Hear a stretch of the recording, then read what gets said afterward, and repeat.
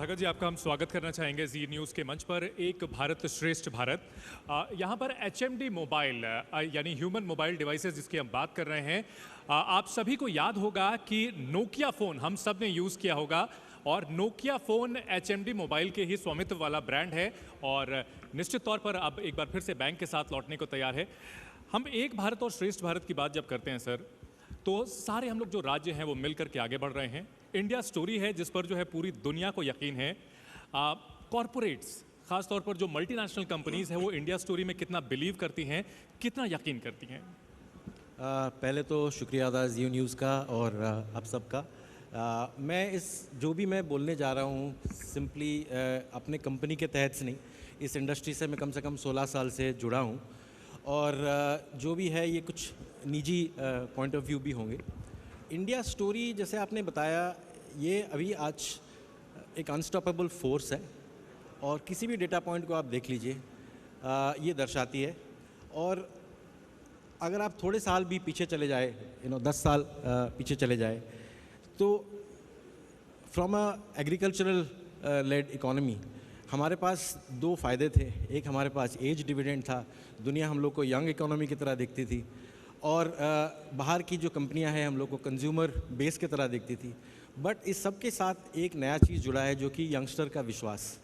और हर चीज़ विद आप digital India देख लीजिए, कोई भी चीज़ देख लीजिए, उसके तहत जो भी ग्रोथ स्टोरीज़ हैं, इतनी बड़ी कंट्री में एक हर तरह से एक ग्रोथ स्टोरी आना,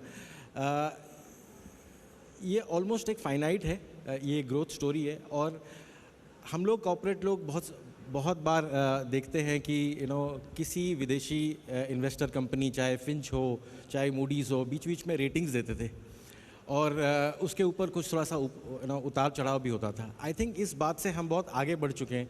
किसी भी इंडिविजुअल इन्वेस्टर रेटिंग से का हम मोहताज नहीं है। इंडिया स्टोरी आगे और बढ़ती जाए। यानी हम अब सिर्फ बाजार नहीं रह गए हैं, हम उत्पादक भी हो चुके हैं। और पहले जब हम विदेशी जो एजेंसियां थी उनके मोहताज हुआ करते थे, लेकिन अब हमारा जो अपना वर्कफोर्स है, हमारी जो अपनी ताकत है वो काफ़ी बढ़ चुकी है और जो मल्टीनेशनल कंपनीज है वो अब इस बात को रिकॉग्नाइज करती हैं। आप यही कहना चाह रहे हैं? बिल्कुल रिकॉग्नाइज कर रहे हैं और यहाँ पे वो लोग अपना इन्वेस्टमेंट और प्लांट्स वगैरह भी लगा रहे हैं। देयर इज़ मतलब एक स्किल्ड इंडिया और स्किल्ड वर्कफोर्स का जो इम्पैक्ट है वो अब दिखने लगा है।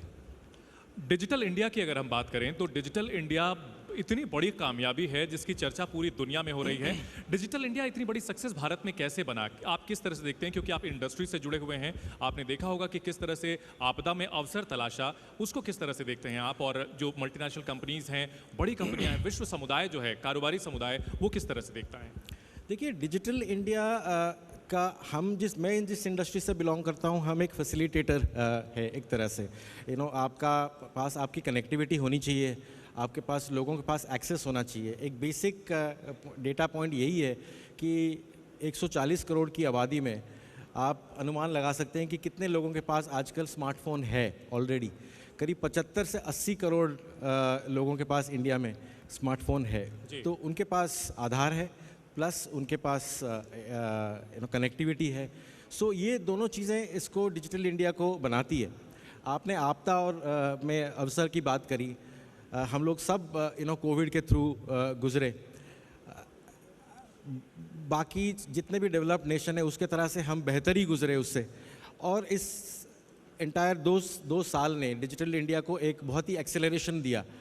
उसके कुछ मतलब बहुत सारे फ़ायदे हैं, कुछ नुकसान भी है, बट ओवरऑल ये डिजिटल स्टोरी आगे बढ़ चुका है। और मैं एक छोटी सी बात भी कहूँगा कि ये डिजिटल इंडिया अभी सिर्फ एक स्मार्टफोन का भी डिपेंडेंट नहीं रहा है। सब कोई लास्ट 7-8 साल से इंडिया में पहले सब कुछ कैश में ही चलता था। अभी छोटे से छोटे चीज़ आप लोग यूपीआई के थ्रू पेमेंट कर सकते हैं। अच्छा, आप मुझे वो बता रहे थे जो किस्सा कि रोड पर मांगने वाला, प्लीज हमारे दर्शकों बिल्कुल को बनाएं, वो बिल्कुल आज की जानना तारीख में चाहेंगे। यही हो गया है कि कोई चीज़ अभी यूपीआई के बाहर नहीं रहा। आपका कोई मतलब अगर आपका कोई मांगने वाला भी है रोड साइड में, वो भी आपको अगर बोले कि छुट्टा नहीं है, वो चलता नहीं है, वो आपको क्यूआर कोड दिखा देते हैं। तालियां बजाइए इस पर, क्योंकि जो है ये बहुत ही बड़ी बात है कि सड़क पर अब जो है कोई जो मांगने वाला है वो भी क्यूआर कोड रख रहा है। और जब तथागत से मैं जब बात कर रहा था तो उन्होंने ये स्टोरी बताई, और इससे भले ही इसे हम देखें कि भाई अब जो भीख मांगने वाले हैं वो भी एडवांस हो चुके हैं, लेकिन कुछ साल पहले तथागत ऐसा जिक्र किया जाता था, जो आलोचक थे वो सवाल उठाते थे कि भाई सब्जी वाला जो है वो क्या क्यूआर कोड लेगा आपका, क्या जो चाय वाला है उसको क्यूआर कोड से आप पेमेंट करेंगे। लेकिन अब हम देखते हैं कि वो जो सब्जी वाला जो वजन करने वाला होता है उसके नीचे क्यूआर कोड लगा होता है। देखिए, मैं इसको ना एक ह्यूमन इंसाइट की तरह भी देखता हूँ। भारतीय इंडियंस चाहे मतलब जिस भी इनकम वर्ग के हों, उनमें एक बेसिक स्मार्टनेस होती है, और टेक्नोलॉजी किसी भी तरीके से अगर उनको किसी भी तरह से फ़ायदे पहुंचाती है, वो दूसरे दुनिया के किसी भी देश के लोगों से जल्दी उसको अपना लेते हैं जी। फ़ायदा देखना किसी भी इनकम ग्रेड का वो नहीं है, आप जितना भी निम्न वर्ग। लेकिन हम लोगों के बारे में तो कहा जाता है भारत में भाई अशिक्षा इतनी ज़्यादा है, यहाँ पर जो है कई ऐसे ह्यूमन इंडेक्स में हम लोग बहुत नीचे हैं, फिर भी आप कह रहे हैं कि हम इसे भी आपदा में अवसर की तरह लेते हैं। एक बेसिक स्मार्टनेस जो है वो मैं इसमें बहुत बिलीव करता हूँ कि वो इंडियंस में है। आपको एक छोटी सी इंस्टेंस दिखाता हूँ कि अगेन यूपीआई की तरह ही बात करता हूँ। जो छोटे छोटे फ़ोन्स होते हैं, 1000 रुपये 1200 रुपये वाले जो फ़ोन होते हैं, वो आज के तारीख में भी इंडिया में बहुत बिकते हैं। शायद हम यहाँ पे दिल्ली बॉम्बे में उसको इतना देखते नहीं हैं, तो हमको लगता है कि वो फ़ोन चली गई है, पर आज भी हम आसपास बहुत सारे वो फ़ोन देखते हैं। पिछले 1.25 साल पहले हम लोगों ने अपने यही फ़ोन जो बनाते हैं हम लोग, सिर्फ स्मार्टफोन नहीं, ये फ़ोन बनाते हैं, उसमें हम लोगों ने ये यूपीआई की सुविधा देना शुरू किया। क्या बात कर रहे हैं आप? बिल्कुल। वो जो फीचर फोन 1100 का जिस तरह का फोन हुआ करता था, उसमें अब उसमें UPI की सुविधा है। उसमें आप यूपीआई यूज कर सकते हैं। इस पर भी तालियां बनती है। हमारे दर्शकों को ये जानना चाहिए कि 1100-1200 रुपए के फोन में भी यूपीआई हो सकता है, और ऐसा only possible only in India. Only in India. And आपको मैं सिर्फ 2 ही स्टैटिस्टिक्स उसका दूंगा जो मुझे भी काफ़ी आश्चर्यचकित करता है कि 1200 रुपये का वो फ़ोन होता है। अभी तक करीब 1 साल के अंदर हम लोग ओवरऑल इसकी जो एडॉप्शन है, या आप जो बोल सकते हो कि लोग यूज़ करते हैं, वो काफ़ी हद तक बढ़ चुका है। कम से कम 6 लाख लोग उसको अभी एक्टिवली यूज़ करते हैं। और इसको अगर हम लोग देखें कि आप इससे ख़रीदते क्या हो और इसकी आपकी एवरेज जो स्पेंड होती है वो क्या होती है, तो हमें लगता था कि अगर कोई स्मार्टफोन यूज़र है उसकी शायद स्पेंड ज़्यादा होती होगी, और वो जो बेसिक फ़ोन है 1200 रुपये वाला, उसकी स्पेंड कम होती होगी। मेरे टीम ने मुझे खुद बताया है कि कम से कम $9 मतलब 720 रुपये का एवरेज स्पेंड करता है। जो 1200 रुपये का फ़ोन यूज़ करने वाला अगर 720 रुपये का उसके ऊपर यूपीआई में स्पेंड करता है, ये दर्शाता है कि वो उसको उस बात से इकोनॉमी की असली ताकत की वजह आप बता रहे हैं कि जो 1100-1200 रुपए का फोन यूज करता है वो भी ठीक ठाक स्पेंड कर रहा है। ये वो भी ऑन पार स्पेंड कर रहा है जो कि बाकी सारे लोग स्पेंड कर रहे हैं। तो ये एक आई थिंक ये पॉजिटिव साइन है यूपीआई के लिए, और यही दर्शाता है कि डिजिटल इंडिया को आप किसी भी तरीके से देखें, ये लोग उसको ठीक तरह से ग्रहण करना चाहिए, और ये बिल्कुल आगे जा कर के बहुत हेल्प करेगा हमको। तथागत, आप दुनिया में कोई ऐसा देश है जहां घूमे नहीं हो? बहुत है। फिर भी मुझे लगता है कि आप अधिकतर देशों में घूमे होंगे, बड़ी कंट्रीज में। ईमानदारी से मैं एक जवाब चाहूंगा कि डिजिटल इंफ्रास्ट्रक्चर हमारा बेहतर है या उनका बेहतर है? हमारा नेटवर्क बेहतर है, उनका कोई बेहतर उसमें है? दो राय नहीं है कि हमारा देखो, इतनी बड़ी कंट्री में बिल्कुल कुछ पॉकेट्स होंगी जहाँ पे कि हम लोग यहाँ पे भी थोड़ा नेटवर्क ढूंढते हैं, बट ओवरऑल अगर आप देखें कोई भी एडवांस कंट्री, रिसेंटली हम लोग बार्सिलोना भी गए थे MWC में, वहाँ पे भी मैं स्ट्रगल कर रहा था, चाहे किसी भी जगह पे, कि आपका फ़ोन आप रोमिंग यहाँ से ले लेते हैं और 3G और 4G में स्ट्रगल करते रहते हैं, आपके वीडियो स्टिक से डाउनलोड नहीं होते हैं, तो आपको अचंभा लगता है कि आप विदेश में हैं और आपको ये चीज़ हो रही है, और जैसे ही आप देश वापस आते हो तो सबसे पहले आपको अपनापन के अलावा ये आपको नेटवर्क की स्ट्रेंथ आपको बिल्कुल ये एक और ताली बजाने वाली बात जो है तथागत जी ने बोली, और तालियां रुकनी नहीं चाहिए कि जो विकसित देश हैं, जो कि डेवलप्ड कंट्रीज हैं, वहां के मुकाबले भारत में डिजिटल इंफ्रास्ट्रक्चर बेहतर है, नेटवर्क यहां बेहतर रहता है। लेकिन क्या हम लोग सैचुरेशन पॉइंट पर पहुंच चुके हैं इस डिजिटल क्रांति के, या फिर अभी जो है और भी पोटेंशियल बाकी है और अभी असल खेल शुरू हुआ है? मैं बोलूँगा कि असल खेल अभी शुरू हुआ है, बिकॉज़ इसमें बहुत सारी चीज़ें हैं। इसमें एजुकेशन का बहुत बड़ा रोल है। इसमें आपका जो एसएमई इंडस्ट्रीज़ है उसका बहुत बड़ा रोल है। अभी इसको आप सिर्फ एक फ़ोन का कंजम्पशन की तरह आप मत देखिए। इसको कितने चीज़ इनेबल कर रही है, कितनी बाकी सारी चीज़ें, कनेक्टिविटी आपको कितनी सारी चीज़ें इनेबल कर रही है, उसको आप देख सकते हैं। और सबसे बड़ी बात है कि इंडिया के जितने भी हर जगह से युवा आती हैं, टियर 3 टियर 4 टाउन से भी आती हैं। पहले उनको ये लगता था कि सिर्फ शहर जाकर के ही तरक्की हो सकती है। तो अभी वो लोग किसी जगह इतनी मायने नहीं रखती, आप कहाँ से कहाँ अभी हैं और कहाँ आप रहना पसंद करेंगे। आपका आप जो बना रहे हैं, आप जो प्रोडक्ट या सर्विसेज आप बना रहे हैं, उसका कस्टमर भी आपको वहीं बैठे बैठे आपको मिल सकता है। तो ये तो शुरुआत है। मैं सैचुरेशन पॉइंट बिल्कुल नहीं बोलूँगा इसको। इसको मैं बोलूँगा कि ये एक टिपिंग पॉइंट है, यहाँ से और ग्रोथ शुरू हो सकती है। ठीक है, यानी ये माना जाए कि यहाँ से अभी जो है असल खेल बाकी है। असली उड़ान जो है अभी एक भारत और श्रेष्ठ भारत की अभी शुरू होने वाली है। 21वीं सदी जो है भारत की होने जा रही है। यकीनन। बिल्कुल। और इसके साथ साथ सरकार के जो प्रयास होते हैं, मेक इन इंडिया की बात की जाती है, तमाम और तरह के जो इनिशिएटिव लिए गए हैं, इसका जो बड़ी कंपनियां हैं उनको कितना फायदा हुआ है भारत में? मेक इन इंडिया डेफिनेटली बहुत बड़ी पहल है। एंड इसका मैं सिर्फ एक दो पॉइंट्स अगेन पूरी इंडस्ट्री का तो नहीं, लेकिन अपनी इंडस्ट्री का मैं बता सकता हूँ। लगभग अगर आप सिर्फ फ़ोन्स की बात करें तो इंडिया में कम से कम 2 लाख करोड़ या 2,20,000 करोड़ के स्मार्टफोन लोग खरीदे जाते हैं इंडिया की मार्केट के लिए। और आज के तारीख में कम से कम 1,30,000 करोड़ के फ़ोन्स हम यहाँ पे एक्सपोर्ट करते हैं एज एन इंडस्ट्री। बिल्कुल, इस बात पर भी ताली बजनी चाहिए कि ये जो प्रयास हैं ये काफ़ी हद तक कामयाब हो रहे हैं, देश की अर्थव्यवस्था के लिए बहुत फायदेमंद चीज़ हो रही है। और यही चीज़ कम से कम 7-8 साल पहले जितना भी फ़ोन्स यहाँ पे बनते थे, करीब 50,000 करोड़ के हम लोग इंपोर्ट करते थे। आज के तारीख में इंपोर्ट बिल्कुल ना के बराबर रह गई है। कुछ 6-7 हज़ार करोड़ के हम इंपोर्ट करते हैं और 1,40,000 करोड़ के फ़ोन हम एक्सपोर्ट करते हैं। सो ये PLI जो है ये इंसेंटिवाइज करती है निजी इंडियन इंडस्ट्री को भी और आपके विदेशी कंपनियों को भी इंसेंटिवाइज करती है। और ये अपने आप में एक आत्मनिर्भर भारत जो और टर्मिनोलॉजी है, मैं उन दोनों को बहुत ही क्लोजली लिंक्ड देखता हूँ कि एक दूसरा को मदद करता है। बिल्कुल, अब जाहिर सी बात है हमारी जो आज की थीम है वो भी यही है कि राज्य केंद्र को मदद करते हैं, केंद्र राज्यों को आगे बढ़ाता है, हाथ बढ़ा करके हम आगे की ओर बढ़ते हैं। लेकिन आप जो बात अभी बता रहे थे, इसी के साथ मेरा अगला थोड़ा सा चुभता हुआ सवाल है कि भारत के जो फ़ोन हैं वो अधिकतर असेंबल हो रहे हैं। Fully made in India phone जो हैं वो कब निर्यात होने शुरू होंगे? क्योंकि कहीं ना कहीं ये बात चुभती है कि इतना बड़ा देश, इतना पोटेंशियल है हमारे पास, फुल्ली मेड इन इंडिया कब से हम कर पाएंगे? क्या चुनौतियाँ हैं उसकी राह में? चुनौतियों को इसको मैं एकदम ये सब हम सब की जो लोग ज़्यादा देर से जुड़े हुए हैं इस इंडस्ट्री में, सबकी आस है। क्योंकि एक तरफ से हम एक्सपोर्ट हब तो बन ही गए हैं और हमारी खुद की कंजम्पशन भी है।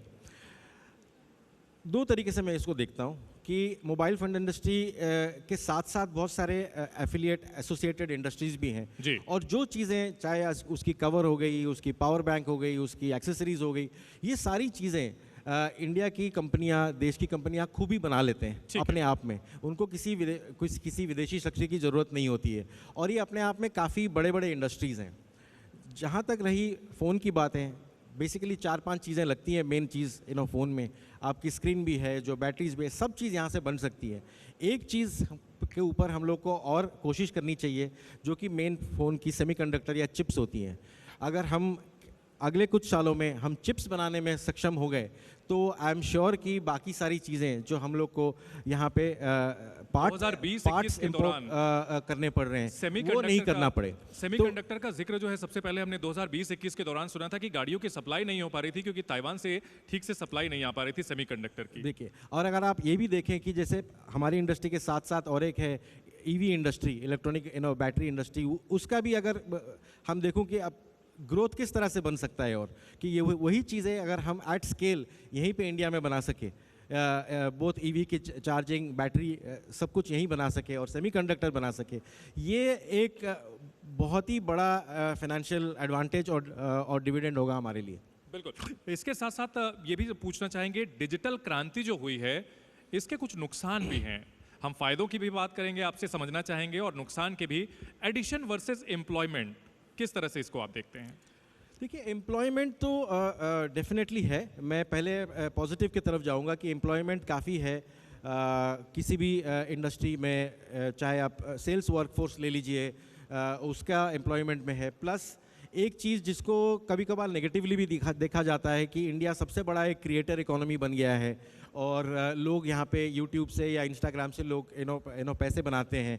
क्या ये एडिक्शन है, क्या ये एम्प्लॉयमेंट है? अगर आप देखें तो किसी भी युवा जो कि मतलब ये शुरू होते हैं ये 16, 17, 18 साल से, आप ये शायद पूरी ज़िंदगी कर नहीं सकते, लेकिन कुछ लोग इसमें से बड़े बन जाते हैं, कुछ लोग इसको पूरी अपने वोकेशन मान लेते हैं, कुछ लोग कुछ साल तक करते हैं इसको।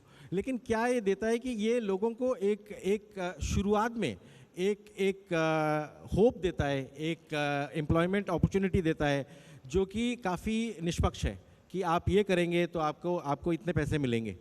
तो ये शुरुआत में एक लिफ्ट देता है, उसके बाद डिपेंड करता है कि आप इसको किस तरह तक आगे लेके जाते हैं। और तो अगर बात की जाए कि फ़ोन के ज़रिए चाहे कोई भी चीज़, चाहे कि गिग इंडस्ट्री हो जहां सप्लाई होती है, फूड ऐप्स होते हैं, इसके अलावा हेल्थ ऐप होते हैं, शेयर मार्केट के ऐप होते हैं, मुझे नहीं लगता कोई भी ऐसा पहलू बचा है जहां पर कि फ़ोन का इस्तेमाल हम ना करते हों। बिल्कुल, आप खुद सोच लीजिए, कुछ साल पहले तक आप चाहे मतलब आप घर में इलेक्ट्रिशियन बुलाना हो, चाहे या एक इंश्योरेंस खरीदना हो, सब कुछ आजकल फ़ोन के थ्रू पॉसिबल है। और इस सब गिग इकोनॉमी की आपने बात करी, हर एक इंडस्ट्री जो कि आज के तारीख में सर्विस इकोनॉमी है वो गिग इकोनॉमी से चलता है। सो ये डेफिनेटली इनेबल तो काफ़ी करता है। आपने एडिक्शन की बात करी, इसके ऊपर मेरी डेफिनेटली मैं खुद एक पिता हूँ और मेरी बच्ची भी 11-12 साल की है और मैं खुद इस बात को देखता हूँ कि ये जो एक पावर है मोबाइल फ़ोन की, इसका सही इस्तेमाल होना बहुत ज़रूरी है और इसका आपका अच्छा बुरा समझना बहुत ज़रूरी है। तो वो एक सर्टेन एज तक होना चाहिए। जब तक हम बच्चों का पढ़ाई लिखाई करवा रहे हैं फ़ोन के थ्रू या टैबलेट के थ्रू, वो सही है। वो अगर स्कूल के थ्रू हो जा रहा है या कॉलेज के थ्रू हो रहा है, वो सही बात है। लेकिन एक एज लिमिट रहनी चाहिए। वो क्या है, शायद उसके ऊपर चर्चा होनी चाहिए। क्या वो 14 साल हो या 15 साल हो या 16 साल हो, उसके पहले इंडिविजुअल शायद बच्चे नहीं यूज़ करना चाहिए। एक सर्टन एज के बाद यूज़ करना चाहिए। जैसे ही आपके मतलब वोटिंग के रहते हैं एज या इसकी रहते हैं, तो इसकी भी एक एज होनी चाहिए। शायद कुछ कंपनियों को ये ना बात अच्छी ना लगे, क्योंकि वो चाहेंगे कि 10 साल का भी बच्चा मेरा कंज्यूमर बन जाए। पर मैं इस बात से बिल्कुल विश्वास रखता बिल्कुल हूँ। तरक्की और यहाँ पर जो सेहत है उसका ध्यान रखना होगा कि सेहत का, बच्चों की आंखों पर भी बुरा मेंटल असर हेल्थ का पड़ता है। ध्यान रखना चाहिए। इसीलिए हमारी कुछ कोशिश ये भी है कि हम लोग तो अभी अपने ब्रांड की स्मार्टफोन अभी बाज़ार में उतारा है। तो आगे चल करके हमारी कंपनी का जो एक हम बोलते हैं ह्यूमन मोबाइल डिवाइसेस, तो हम ये ह्यूमन और टेक्नोलॉजी दोनों को थोड़ा सा बैलेंस सोचते हैं, क्योंकि कहीं ना कहीं हमें लगता है कि ये जो बैलेंस खो रहा है, टेक्नोलॉजी ज़्यादा हो रहा है और ह्यूमननेस जो है वो लुप्त हो रहा है थोड़ा सा।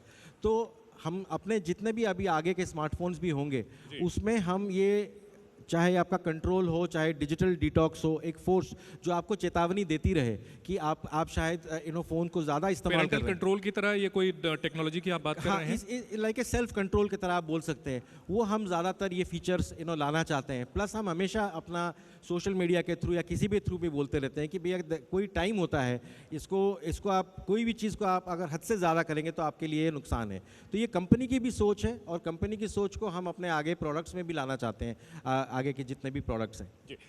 अगर बात की जाए भारत की, भारत के और जो दूसरे कॉम्पिटिटर कंट्रीज़ हैं, चाहे चाइना को हम मेन कॉम्पिटिटर के तौर पर देखते हैं, हालांकि वो हमसे ये स्वीकार करना होगा कि हमसे काफ़ी आगे हैं, बट हम एक अच्छे चैलेंजर तो हैं। भारत में ईज़ ऑफ डूइंग बिजनेस दुनिया के दूसरे देशों के मुकाबले, कॉम्पिटिटर्स के मुकाबले कहाँ देखते हैं आप? मैं बोलूँगा कि काफ़ी, अगर हम लास्ट 4-5 साल की बात करें तो काफ़ी इनकरेजिंग है। ये काम ख़त्म नहीं हुआ है, बट देन जितने लोगों से भी, हमारे भी जो जितने बाहर के भी हमारे कंपनी के लोग आते हैं और कुछ भी मतलब जो भी वो इंडिया में इन्वेस्ट करना चाहते हैं या कोई नया कदम उठाना चाहते हैं, ये